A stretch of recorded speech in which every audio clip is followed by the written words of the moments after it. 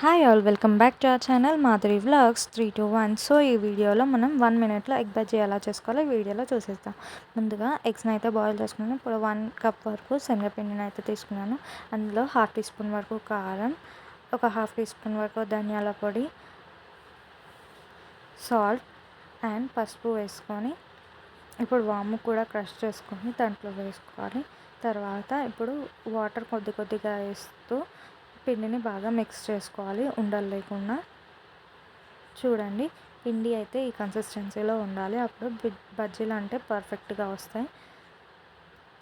ఇప్పుడు మనం ఉడకపెట్టిన ఎగ్స్ని కూడా 4 పార్ట్స్గా కట్ చేసుకోవాలి. అండ్ మనం మిర్చి బజ్జీ ఉంటే కంపల్సరీగా ఆనియన్ ఉండాలి కదా, సో ఆనియన్ కూడా పక్కన కట్ చేసుకొని పెట్టుకున్నాను.